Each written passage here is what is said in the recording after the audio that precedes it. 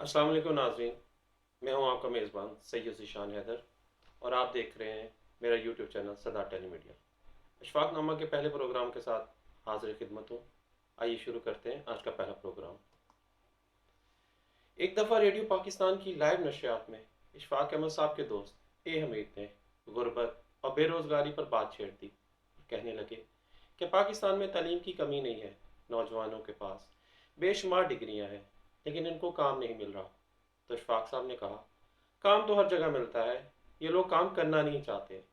ए हमीद इनके साथ मुखातिब हुए और फरमाया कि एक बंदा 15-20 साल लगाकर आला से आला डिग्री हासिल करता है, अपना एक मुकाम बनाता है, एक शख्सियत बनाता है और लाखों रुपया लगाता है, तो इसका मकसद ये तो नहीं इशफाक साहब कि वो मज़दूरी करने लग जाए।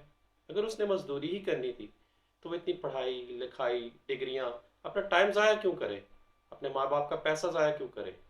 इसे अपनी शख्सियत को संवारने का क्या फ़ायदा हुआ। तो इस वक्त इशफाक अहमद साहब ने पाकिस्तान रेडियो की लाइव नशियात में ये वाक़या सुनाया तो हम भी मान गए कि काम तो हर किसी के लिए हर जगह पे मैसर है, लेकिन अगर कोई करने वाला हो तो। इशफाक साहब ने मशहूर ज़माना वाक़या सुनाया और कहते हैं कि केप टाउन का एक अनपढ़ सर्जन मिस्टर हैमिल्टन, जिसको मास्टर ऑफ मेडिसिन की एजाज़ी डिग्री दी गई, जो ना लिखना जानता था ना पढ़ना, ये कैसे मुमकिन हुआ। केप टाउन की मेडिकल यूनिवर्सिटी को तिब्बी बुनियाद पर दुनिया में मुमताज़ हैसियत हासिल है। दुनिया का पहला बाईपास ऑपरेशन इसी यूनिवर्सिटी में हुआ था।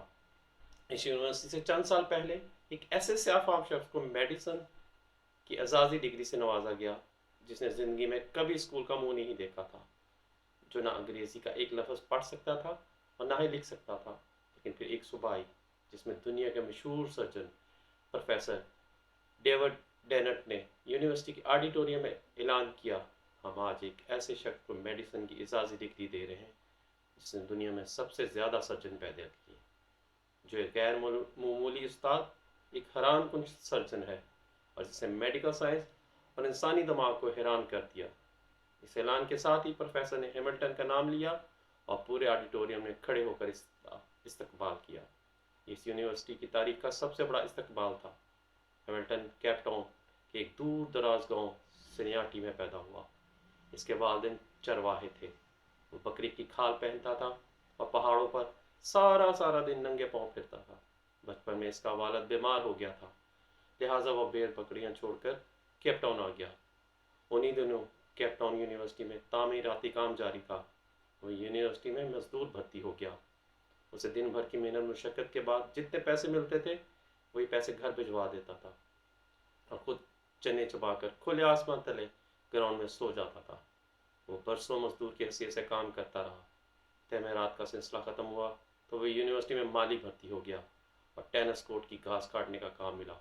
वो रोज़ टेनिस कोर्ट पहुंचता और घास काटना शुरू कर देता था। वो 3 बरस तक ये काम करता रहा। फिर उसकी ज़िंदगी में एक अजीब मोड़ आया और वो मेडिकल साइंस के इस मुकाम तक पहुंच गया जहां आज तक कोई दूसरा शख्स नहीं पहुंचा। ये एक नरम और गर्म सुबह थी। प्रोफेसर रॉबर्ट जो ज़राफ़े पर तहकीक कर रहे थे, वो ये देखना चाहते थे कि जब ज़राफ़ा पानी पीने के लिए गर्दन झुकाता है तो उसे गशी का दौरा क्यों नहीं पड़ता।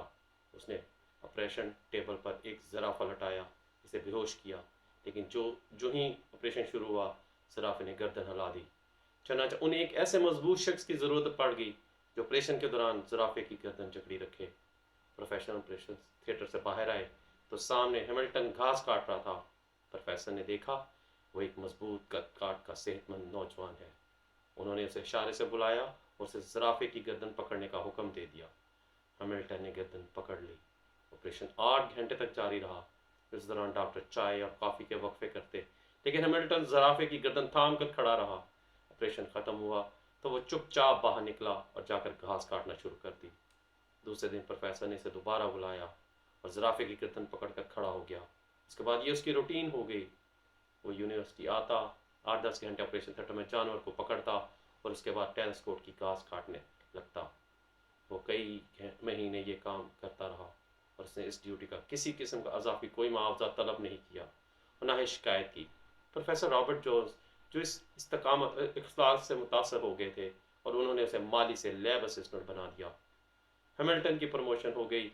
वो अब यूनिवर्सिटी आता, ऑपरेशन थिएटर पहुंचता और सर्जनों की मदद करता। ये سلسلہ بھی جاری رہا۔ 1958 میں اس کی زندگی میں دوسرا اہم موڑ آیا۔ اس سال ڈاکٹر برنارڈ یونیورسٹی آئے اور انہوں نے دل کی آپریشن کی شروع کر دیے۔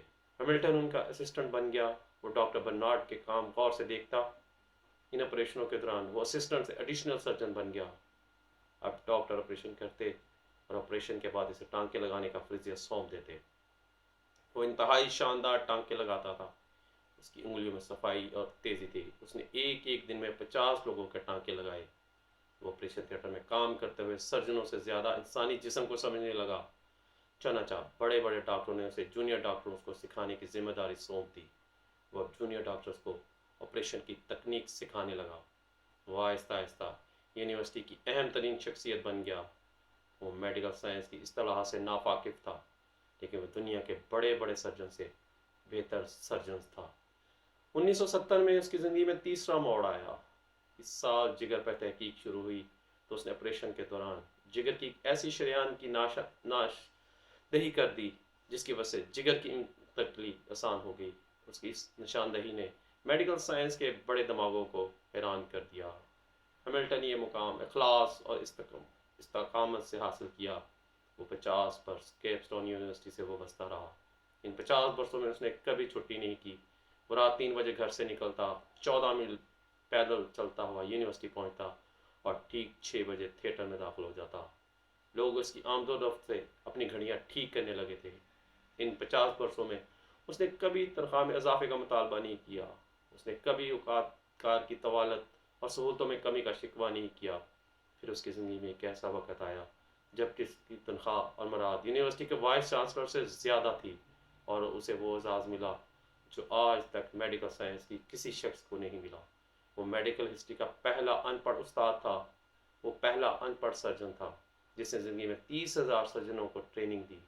وہ جب فوت ہوا تو یونیورسٹی میں ہی دفن کیا گیا اور اس کے بعد یونیورسٹی سے پاس آؤٹ ہونے والے سرجنوں کے لیے لازم قرار دیا گیا کہ وہ ڈگری لینے کے بعد اس کی قبر پر جائیں، تصویر بنائیں اور اس کے بعد عملی زندگی میں داخل ہو جائیں۔ اشفاق صاحب فرماتے ہیں اس نے یہ مقام کیسے حاصل کیا؟ صرف ایک ہاں سے۔ جس دن اس نے زرافے کی گردن پکڑنے کے لیے آپریشن تھیٹر میں بلایا گیا تھا، اگر وہ اس دن انکار کر دیتا، اگر وہ اس دن یہ کہہ دیتا کہ میں مالی ہوں، میرا کام زرافوں کی گردن پکڑنا نہیں، تو وہ مرتے دم تک مالی ہی رہتا۔ یہ اس کی ایک ہاں اور 8 گھنٹے کی اضافی مشقت تھی جس نے اس کے لیے کامیابی کے دروازے کھول دیے اور وہ سرجنوں کا سرجن بن گیا۔ ہمیں سے زیادہ تر لوگ زندگی بھر جاب تلاش کرتے رہتے ہیں، جبکہ ہمیں کام تلاش کرنا چاہیے۔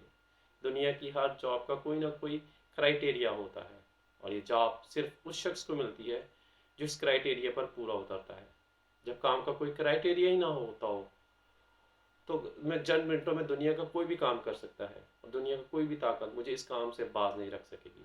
ہیملٹن اس راز کو پا گیا تھا، لہٰذا اس نے جاب کے بجائے کام کو فوقیت دی۔ یوں اس نے میڈیکل سائنس کی تاریخ بدل دی۔ ذرا سوچئے، اگر وہ سرجن کی جاب کے لیے اپلائی کرتا تو کیا وہ سرجن بن سکتا تھا؟ کبھی نہیں۔